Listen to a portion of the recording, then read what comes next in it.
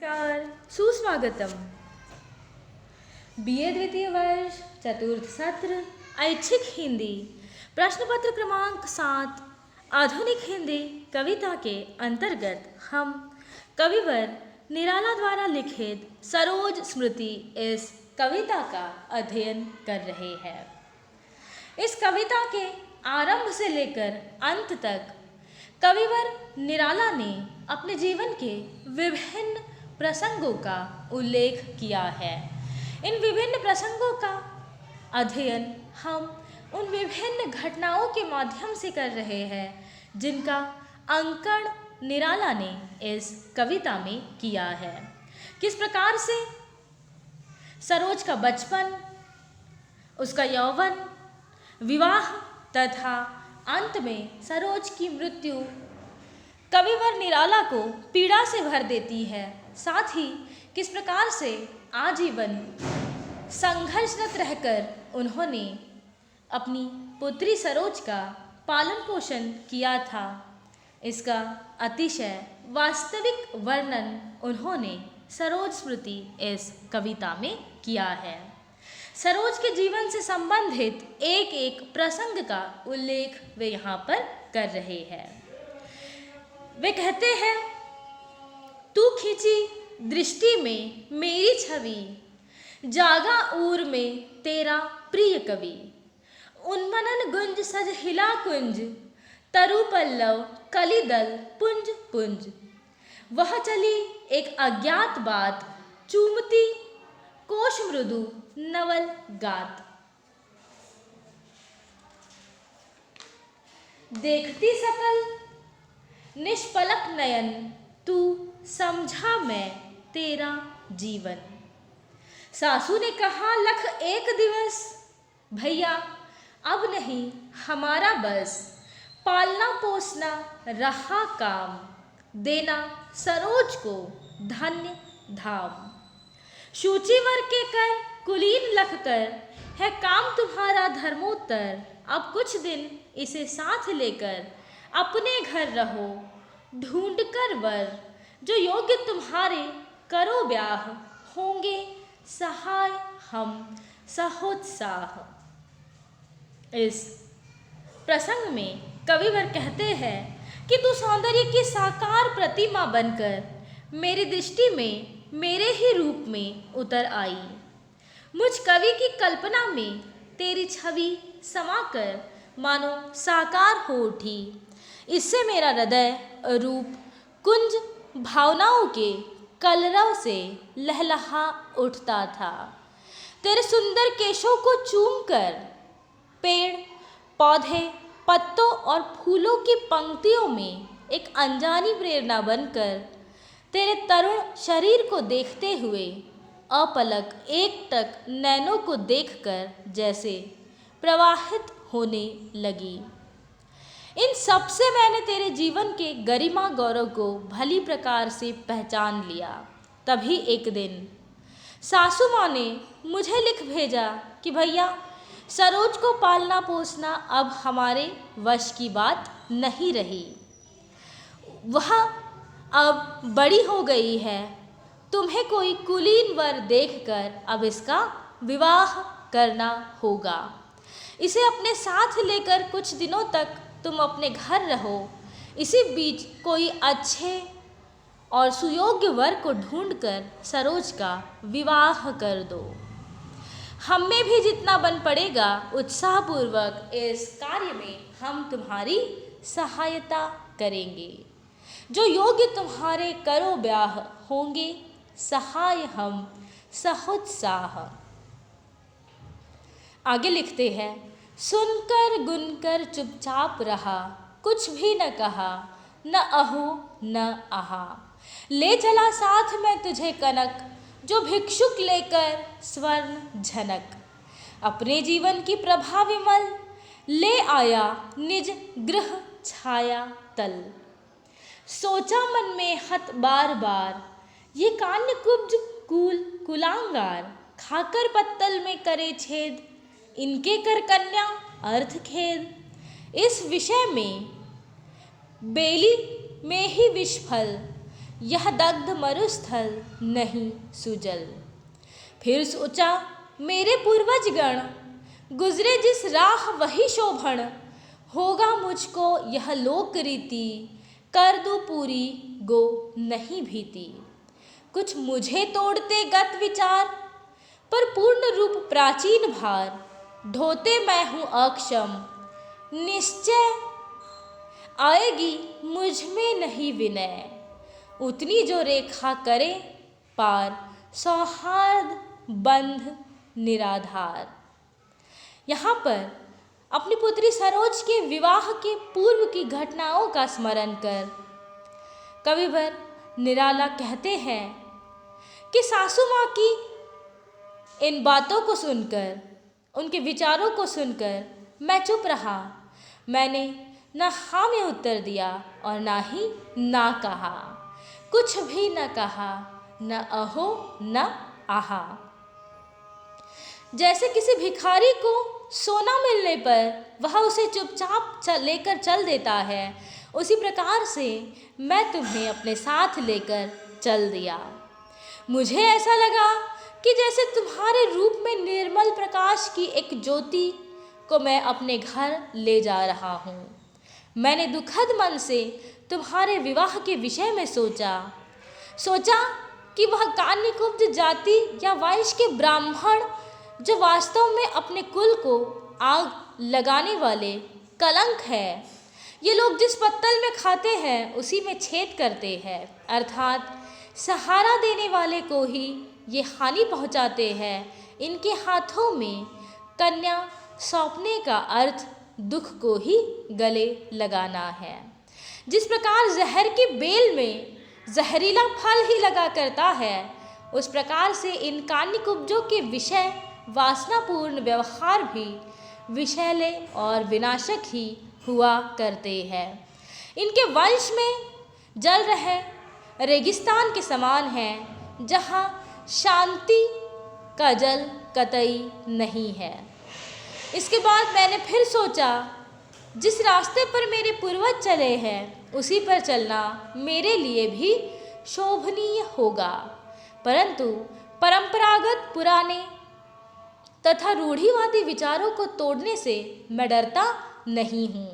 फिर भी न क्यों परंपरा में ही पुत्री के विवाह की लोक रीति को पूरा कर दूँ, किंतु मैंने पुरानी परंपराओं के बोझ को ढो पाने में असमर्थ ही महसूस किया। निश्चित ही मुझ में इतनी नम्रता नहीं आ पाएगी जो कि रिश्ते नातों को सहृदयता के बंधन अथवा सीमाओं को एकदम पार कर सके। इस प्रकार से अब पुत्री सरोज के विवाह के विषय में यहाँ पर कविवर सोचते हुए दिखाई देते हैं। वे लिखते हैं, वे जो यमुना के से कछार, पद फटे बिवाई के उधार, खाए के मुख जो पिए तेल, चमरौधे जूते से सकेल, निकले जी लेते घोर गंध, उन चरणों की मैं यथा अंध। कल घ्राण प्राण से रहित व्यक्ति, हो पूजू ऐसी नहीं शक्ति। ऐसे शिव से गिरिजा विवाह, करने की मुझको नहीं चाह। फिर आई याद मुझे सज्जन, है मिला प्रथम ही जो है विद्वज्जन। नवयुवक एक सत्साहित्यिक, कूल कान्यकुब्ज यह मात्र नैमित्तिक। होगा कोई इंगित अदृश्य, मेरे हित है हित यही स्पृश्य। अभिनंदीय बंध गया भाव, खुल गया हृदय का स्नेह स्राव। खत लिखा बुला भेजा तत्क्षण, युवक भी मिला प्रफुल्ल चेतन। बोला, मैं हूँ रिक्त हस्त, इस समय विवेचन में समस्त। जो कुछ है मेरा अपना धन, पूर्वज से मिला करूँ अर्पण। यदि महाजनों को तो विवाह कर सकता हूँ, पर नहीं चाह। मेरी ऐसी दहेज देकर मैं मूर्ख बनूँ, यह नहीं सुधर। बारात बुलाकर मिथ्या व्यय, मैं करूँ नहीं ऐसा सुसमय। तुम करो ब्याह तोड़ता नियम, मैं सामाजिक योग के प्रथम। लग्न के पढ़ूंगा स्वयं मंत्र, यदि पंडित जी होंगे स्वतंत्र। जो कुछ मेरे वह कन्या का, निश्चय समझो कुल धन्या का। परंपराएं तोड़कर अपनी पुत्री सरोज के विवाह प्रसंग की चर्चा करते हुए कविवर निराला कह रहे हैं, ये जो यमुना के रेतीले किनारों के समान बिवाइयों से फटे पैरों वाले, जिनके मुख उधार खाए व्यक्ति के समान निस्तेज और जिनके मुखों से तेल पिए चमड़े वाले नए जूतों जैसी गंध आती है, मैं अंधविश्वासी बनकर ऐसे लोगों के चरणों में पूजा करने में असमर्थ हूँ। फिर मुझे याद आया कि कभी मुझे एक नवयुवक मिला था जो विद्वान और साहित्यिक तो था ही, किंतु कान्यकुब्ज ब्राह्मण भी था। वास्तव में वह किसी अदृश्य शक्ति के संकेत और दैवी कारण से ही मुझे मिला था। अतः अपनी भलाई के लिए वही वंदनीय या फिर स्वागत योग्य था। उस युवक का विचार मन में दृढ़ हो गया। मेरे हृदय का सारा स्नेह उस युवक के प्रति सहसा उमड़कर प्रवाहित हो उठा। फिर क्या था, पत्र लिखकर मैंने उस युवक को बुला लिया। युवक भी आकर अत्यधिक प्रसन्न मन से मुझे मिला। मैंने उस युवक से स्पष्ट कहा कि मेरे हाथ एकदम खाली है, अर्थात मेरे पास धन नाम मात्र को नहीं है।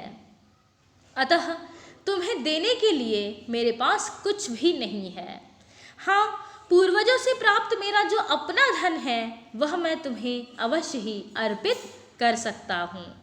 फिर यदि महाजनों को पूर्वजों से मिला घर अर्पित करके ऋण ले लूँ तो मैं धनवानों में भी विवाह कर सकता हूँ, पर दहेज देकर अपनी पुत्री का विवाह करने और मूर्ख बनने की मेरी कतई इच्छा नहीं है। विवाह के नाम पर बारात बुलाकर मैं फिजूल खर्ची करूँ, मेरा ऐसा सुसमय भी नहीं है। अर्थात धन अभाव के कारण मैं बारात का आदर सत्कार भी नहीं कर सकता।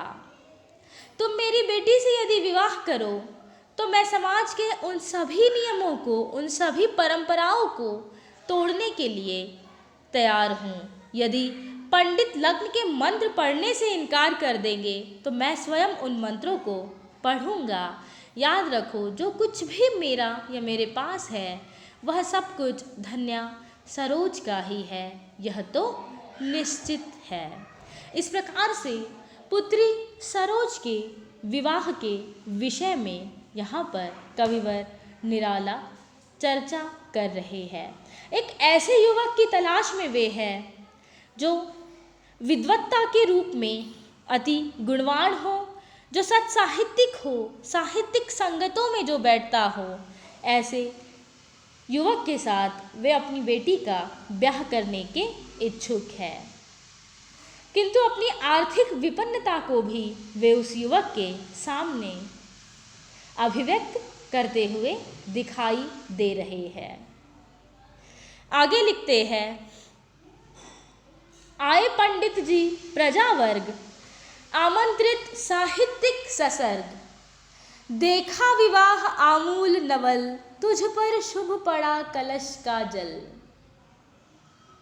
देखती मुझे तू हंसी मंद, होठों में निजली फंसी स्पंद।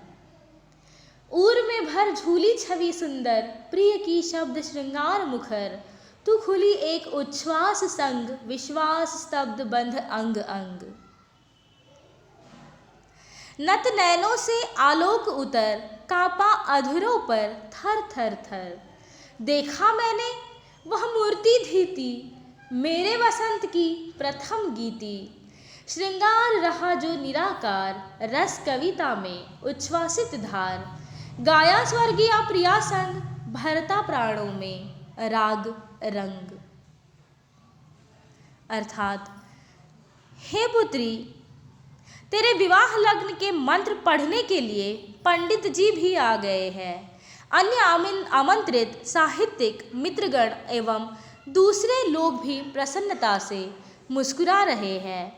उन्होंने तुम्हारे एकदम नवीन ढंग से होने वाले इस विवाह को देखकर उसके साक्ष्य के रूप में अपनी उपस्थिति दर्ज कराई है, जिससे तुझ पर जैसे शुभ कुंभ का जल पड़ रहा हो। यह सब होते समय तू मेरी ओर देखकर होठों में मंद मुस्कुरा रही है, जिसे देखकर लगा जैसे तुम्हारे इस अधरों में बिजली धड़क कर कांप गई हो। श्रृंगार तेरे उस व्यक्तित्व को मुखरित कर रहा था। परिणाम स्वरूप एक मधुर भाव की तरह तू खिल रही थी। इस प्रकार से विभिन्न आडंबरों को तोड़कर, विभिन्न मान्यताओं को तोड़कर अपनी पुत्री के विवाह प्रसंग का उल्लेख यहाँ पर कविवर निराला करते हुए दिखाई दे रहे हैं। कल्पितासिका में पुनः हम सरोज स्मृति के अंत की ओर बढ़ेंगे। धन्यवाद।